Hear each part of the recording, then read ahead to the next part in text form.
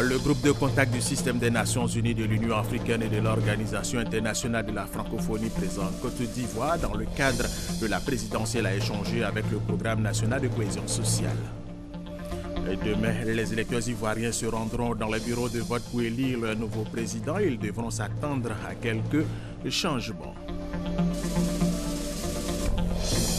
Ce samedi 24 octobre est journée de deuil national, cela dans le cadre de l'hommage aux victimes de la bousculade de Mina en Arabie Saoudite lors de l'édition du Hajj 2015. Mesdames et messieurs, bienvenue et merci de regarder RTI 1. La campagne électorale pour l'élection présidentielle s'est achevée hier vendredi soir ici en Côte d'Ivoire pour le premier tour qui aura lieu demain dimanche. 7 candidats briquent la magistrature suprême, mais rappelons qu'ils étaient 10 candidats en course. Le groupe de contact du système des Nations Unies, de l'Union africaine et de l'Organisation internationale de la francophonie présent en Côte d'Ivoire dans le cadre de la présidentielle a échangé avec le programme national de cohésion sociale. Objectif, se faire une idée de l'implication de cette structure en charge de la cohésion sociale dans le scrutin de demain dimanche. Sylvie Touré. Le programme national de cohésion sociale ne s'intéresse pas qu'à la reconstruction post-crise et à la réparation des victimes. La structure est aussi engagée dans la prévention des conflits et pour cette échéance électorale, le PNCS est aux côtés des candidats et des populations pour les sensibiliser aux bonnes pratiques à adopter pour éviter l'éclatement de violences et donc d'une autre crise post-électorale.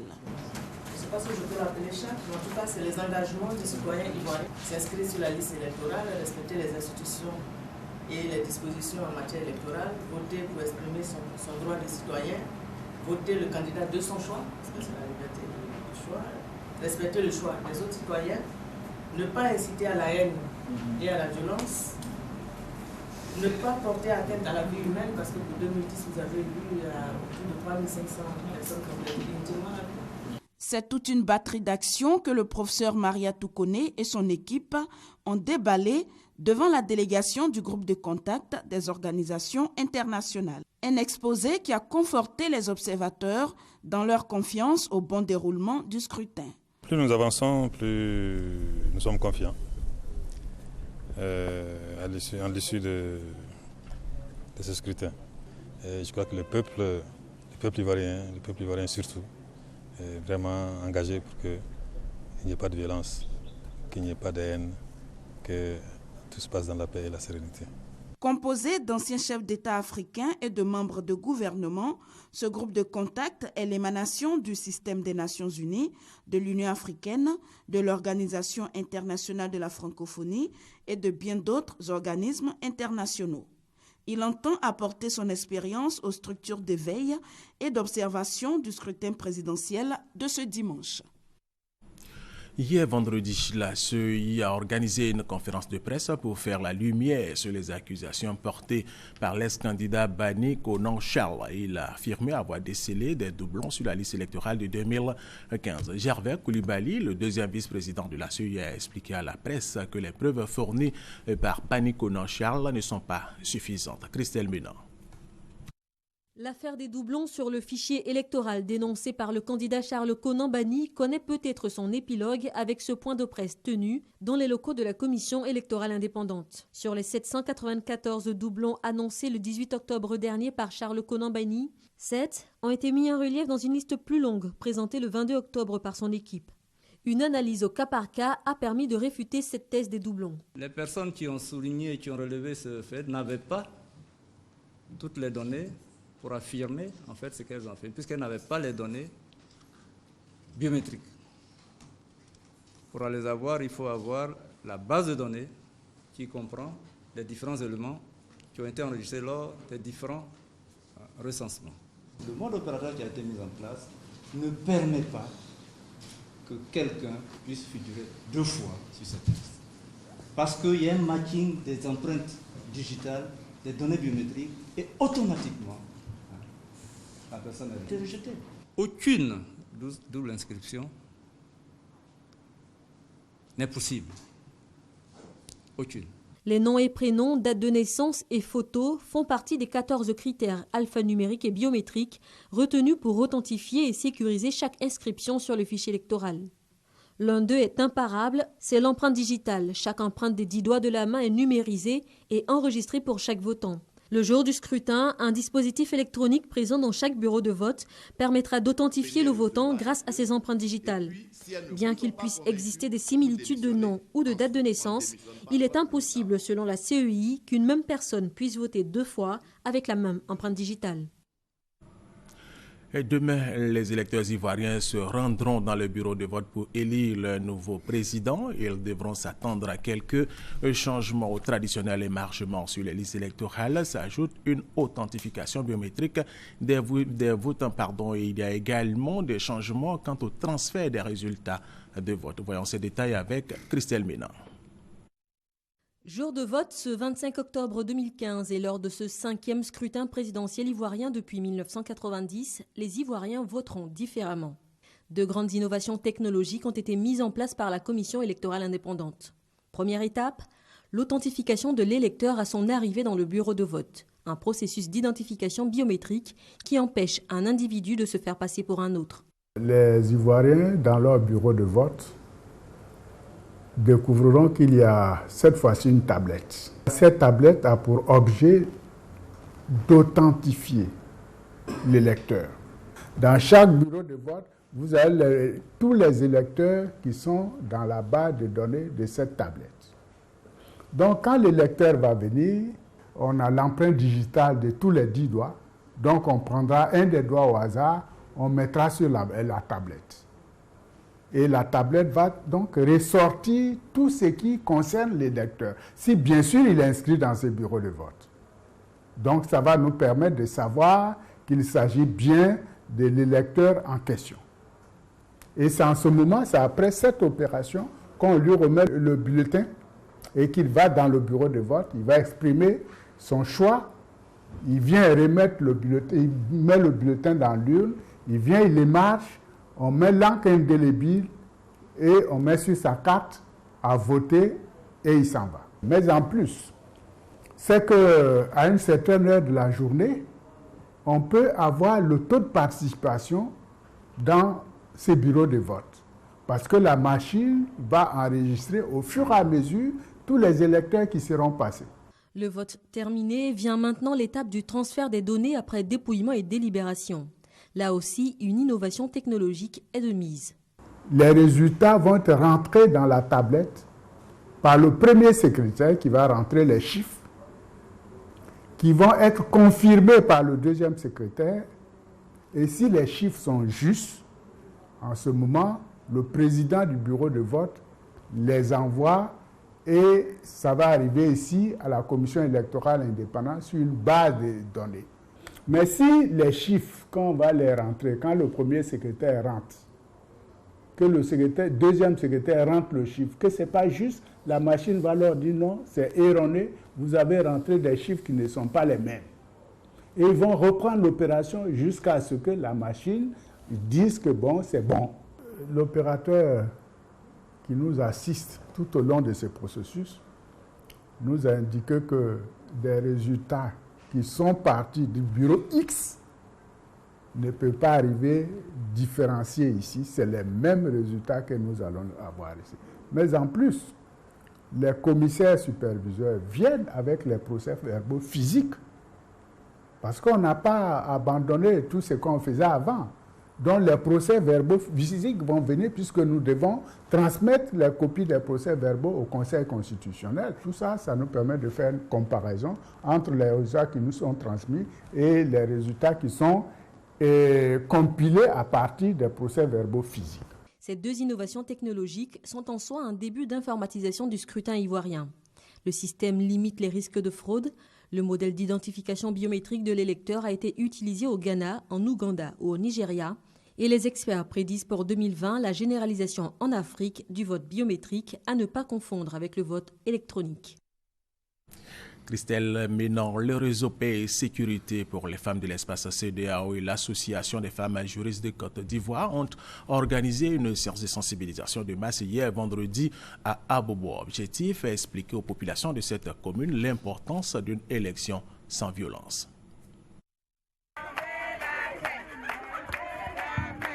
Une quête permanente d'une élection apaisée et sans violence.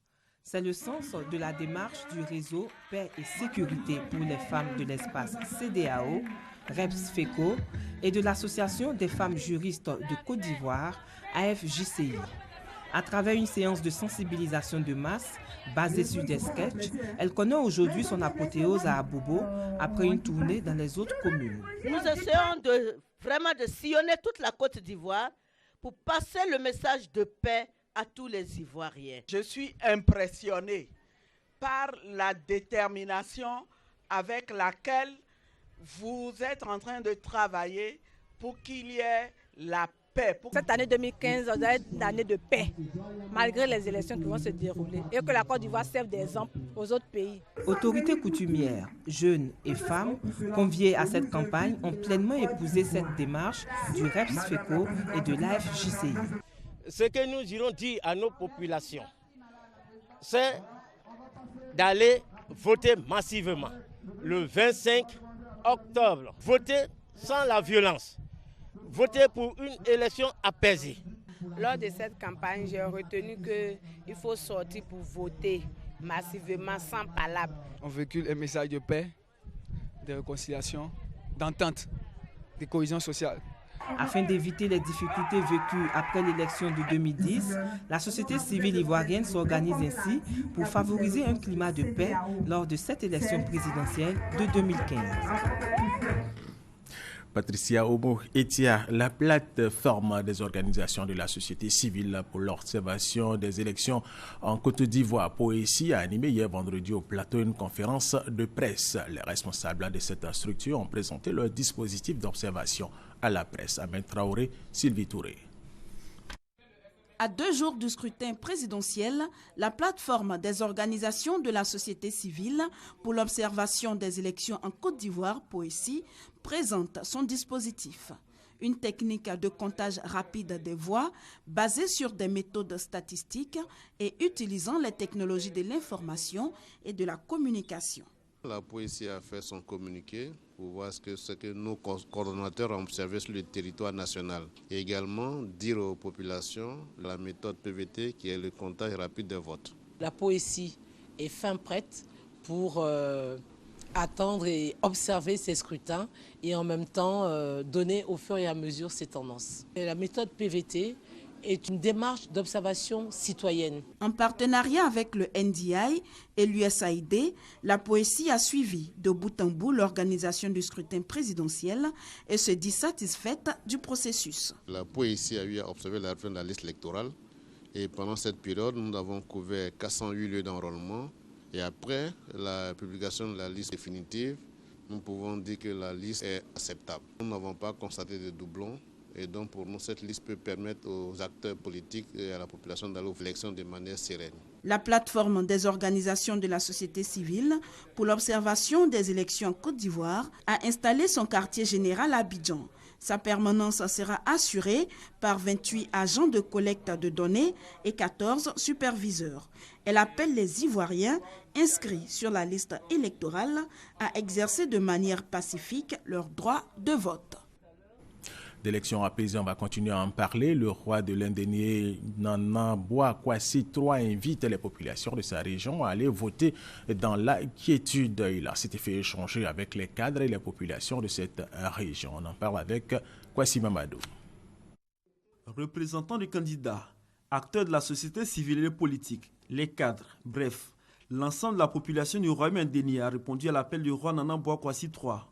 Au cœur de cette rencontre qui se voulait familiale, l'élection présidentielle ce dimanche 25 octobre, Nana Aka Adjeyi a au nom du roi invité l'ensemble de la population à maintenir le climat de paix qui prévaut dans la région de l'Indénié-Djuablin depuis des décennies. Il a exhorté les cadres et aussi les militants des différents partis politiques ainsi que les représentants des candidats à accepter le verdict des urnes. Car seule la paix pourra permettre à la Côte d'Ivoire en général et l'Indénié-Djuablin en particulier de se développer. C'est pourquoi le porte-canne de Sa Majesté Nana Boakwasi III a au nom du roi demandé à sa population de sortir massivement pour exprimer leur choix ce dimanche 25 octobre de façon pacifique. Le vote, c'est un devoir civique. Il faut que chaque population, ce dimanche, va voter. On a besoin de voix. Voilà. Il ne s'agit pas de dire, ouais, moi je supporte tel candidat ou tel candidat, et puis rester à la maison. Mais il faut aller au lieu de vote pour pouvoir voter. Il faut que tout le monde vote ce jour-là. Des conseils bien appréciés par les cadres. Dans la diversité religieuse, ethnique et politique, les cadres et la population rassurent la cour royale et le roi Nana Bouakwasi III de leur volonté à maintenir la paix et la cohésion, surtout leur union pendant et après l'élection présidentielle. Pour eux, peu importe le verdict des urnes, le plus important, c'est le développement de la région. Un développement qui passe par l'union des fils et filles de l'Indéni Douablé. Le président du conseil régional, Pascal Abina Kwaku, et le maire de la ville d'Abengourou, ainsi que les autres intervenants, ont demandé au roi de continuer les prières et de solliciter davantage les mannes pour que cette élection présidentielle se déroule dans un climat apaisé sur l'ensemble du territoire national. Une Côte d'Ivoire unie, paisible et réconciliée où il fait bon vivre, c'est le vœu des chefs de communauté de Cocody. Pour y arriver, selon eux, il faut vulgariser les alliances interethniques. Venance Maniamien. Les alliances interethniques pour réconcilier les Ivoiriens et aboutir à des élections apaisées, un sujet au centre d'une conférence de presse organisée par l'Union des associations des chefs de communauté de Cocody. Une occasion pour ces chefs de manifester leur reconnaissance au premier magistrat de la commune de Cocody, Ngouanka Mathias, qui selon eux, depuis son élection, n'a cessé d'œuvrer pour la paix et la cohésion sociale dans sa commune. Le patriarche Kouleya Bernard, chef central de la communauté d'An de Trècheville, a ainsi appelé tous les Ivoiriens à s'approprier les alliances interethniques pour garantir la paix et la stabilité. Selon lui, la crise qu'a connue la Côte d'Ivoire est le résultat de l'abandon des alliances interethniques. Les chefs de communauté se sont donc engagés à jouer le rôle qui est le leur en faisant désormais la promotion des valeurs traditionnelles pour éviter les conflits, surtout en cette veille de l'élection présidentielle. À sa suite, le premier magistrat de la commune de Cocody, lui-même descendant d'une famille royale, a remercié la chefferie traditionnelle de la commune et a exhorté la population à un brassage ethnique. Le maire Ngouanka Mathias a été fait chef des chefs de communauté et a reçu une chaise royale avec les attributs de chef, symbole d'autorité et de pouvoir. Le clergé interprofessionnel de Côte d'Ivoire souhaite une élection présidentielle sans violence. Ces hommes de Dieu l'ont dit au cours d'une conférence de presse et nous allons rester avec Venance Eman Niamien. Des élections apaisées, civilisées et sans violence en Côte d'Ivoire. Ce sont les vœux du clergé interconfessionnel de Côte d'Ivoire. Au cours d'une conférence de presse animée par le Seigneur Eugène Ier, ces hommes de Dieu ont interpellé les différents candidats à l'élection présidentielle et leurs partisans de ne point tirer sur les fibres religieuses, ethniques, régionales et tribales pendant cette période électorale. Il faut parler aux Ivoiriens, de désarmer d'abord les journalistes, les plumes.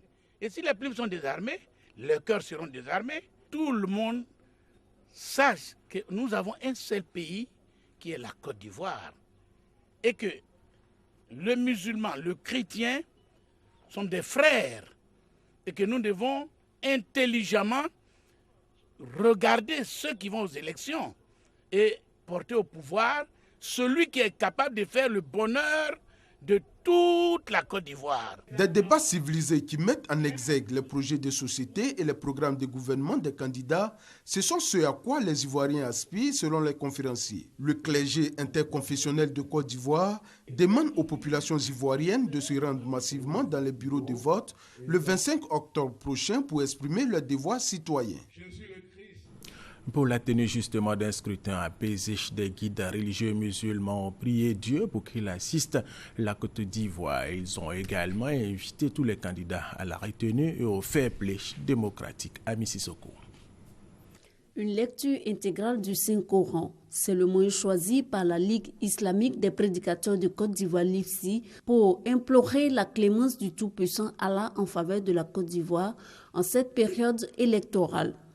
Dans une intention commune, les prédicateurs musulmans ont prié pour la tenue d'un scrutin apaisé.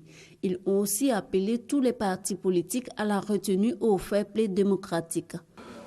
L'arme du musulman, c'est la bénédiction et c'est la lecture du noble Coran. Et Dieu même nous le dit, que le Coran est un miséricorde et est un remède pour les croyants. Donc pour nous, le Coran est tout et sa lecture peut nous protéger. Voilà ce qui nous a amené à organiser cette lecture. Pour la Ligue islamique des prédicateurs de Côte d'Ivoire, seule la préservation de la paix sociale doit prévaloir sur les intérêts partisans en cette période électorale.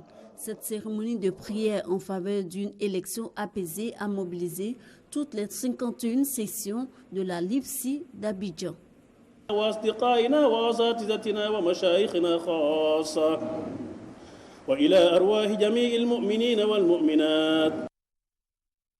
Les jeunes de la commune de Cocody, eux, ont décidé de sensibiliser les acteurs politiques à la non-violence en cette période électorale, et cela à travers un tournoi de football.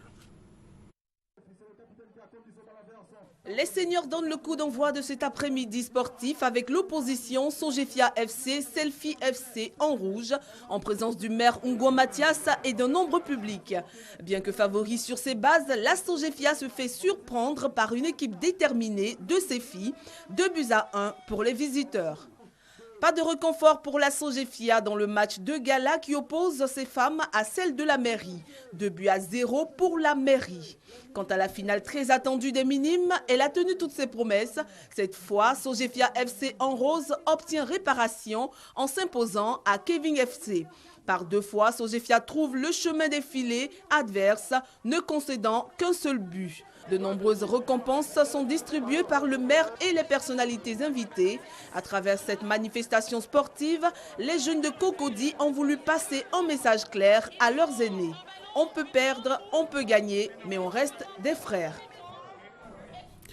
Lors de l'édition du Hajj 2015 en Arabie Saoudite, une bousculade a fait des morts, dont des Ivoiriens. Une victime, un Ivoirien pris pour mort, a été sauvé de façon miraculeuse. Voici son témoignage.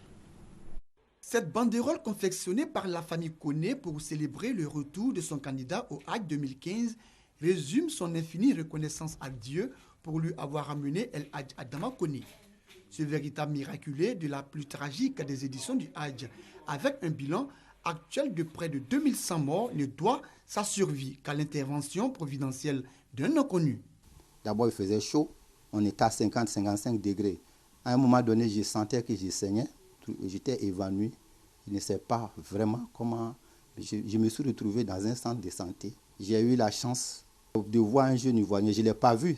Au fait, le jeune Ivoirien m'a vu. Et il a insisté à ce qu'on me prenne en compte. Effectivement, j'étais couché parmi les morts.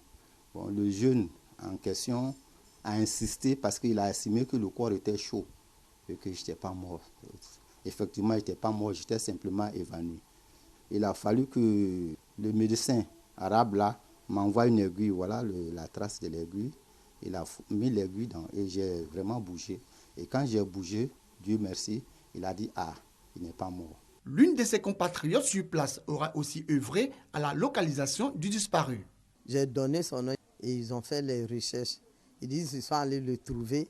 Ils l'ont emballé dans un linge qu'il était mort, en bas des cadavres. On était tellement inquiets que, franchement, moi, je ne tenais pas. Je passais tout mon temps à pleurer. C'est maman qui me disait, mais arrête de pleurer, va manger, arrête de pleurer, ça va aller. Il n'a rien, il va bien. Je n'ai aucun pressentiment négatif, donc je pense que ça va. 52 Ivoiriens ont péri à Mina et 7 sont portés disparus.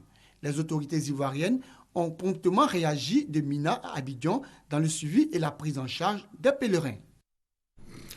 Le ministre d'État, ministre de l'Intérieur et de la Sécurité, Ahmed Bakayoko, a l'honneur de porter à la connaissance de l'opinion que dans le cadre de l'hommage aux victimes de la bousculade de Mina en Arabie Saoudite, lors de l'édition du Hajj 2015, le président de la République déclare ce samedi 24 octobre journée de deuil national. Ce jour de deuil national n'est pas férié, mais il est marqué par la mise en berne des drapeaux sur toute l'étendue du territoire national et dans les ambassades de Côte d'Ivoire à l'étranger. On change de sujet. La Chambre de commerce européenne a organisé un petit déjeuner d'information et d'échange à l'attention de ses partenaires et adhérents. Le menu principal au niveau des échanges, le nouveau code du travail. Armand Boui, Patricia Omouetia. Eurochamp, la Chambre de commerce européenne de Côte d'Ivoire, a passé au crible le nouveau code du travail pour ses adhérents et ses partenaires. Objectif, communiquer les changements et présenter les impacts et les implications du code de 2015. Selon le conférencier Mar Mao, la loi numéro 2015-532 du 20 juillet 2015 portant code du travail en Côte d'Ivoire réalise l'équilibre des pouvoirs entre les employeurs et les employés, contrairement au code de 1964 et de 1995. Concrètement, le nouveau code intègre des dispositions favorables aux travailleurs qui étaient contenues dans la convention collective et réglemente au mieux des mesures initialement inadaptées concernant le fonctionnement des entreprises. Plusieurs unités sur les 131 que compte Eurochamp étaient présentes à cette importante rencontre. Il y a un nouveau code du travail qui est applicable depuis septembre, donc qui est un code moderne. Ce code est en particulier très attentif à l'amélioration des conditions de travail des salariés. Donc c'est important pour que nos adhérents soient en conformité avec ce nouveau code. C'est important qu'ils soient réunis et qu'ils puissent recevoir ces informations. Eurochamp a pour vocation d'informer ses adhérents et ses partenaires sur l'environnement des affaires. Les membres d'Eurochamp sont répartis entre 11 pays européens, l'Allemagne, la Belgique, le Danemark, l'Espagne, la France, la Grande-Bretagne, l'Italie, la Norvège, les Pays-Bas, la Suisse et le Portugal. Allez, tout à fait autre chose. Une série d'attentats suicides a secoué le nord-est du Nigeria hier vendredi. 2 mosquées ont été attaquées au moment des prières du vendredi à Maiduguri, dans l'état du Borno, et à Yola, dans l'Adamawa. Le bilan provisoire a fait état d'au moins 55 morts et plus d'une centaine de blessés. Les combattants du groupe État islamique en Afrique de l'Ouest, ex-Boko Haram, sévissent aussi dans le nord du Cameroun. Il y a des combats en ce moment même dans la localité de Kerawa, la frontière avec le Nigeria, entre Boko Haram et les militaires camerounais. Et ces combats ont fait 8 morts parmi les villageois. Et nous allons terminer cette édition avec cette information. L'ouragan Patricia, le plus grand ouragan de l'histoire, a touché hier vendredi, en fin d'après-midi, la côte pacifique mexicaine, en faisant craindre des dégâts humains et matériels considérables. Les premiers bilans matériels sont pour l'heure moins lourds que prévu, mais le danger reste très présent. L'ouragan s'est légèrement affaibli, mais se maintenait à la catégorie 5 avec des vents à 270 km/h. Et c'est la fin de cette édition. Merci de l'avoir suivi. Restez avec nous sur RTI 1.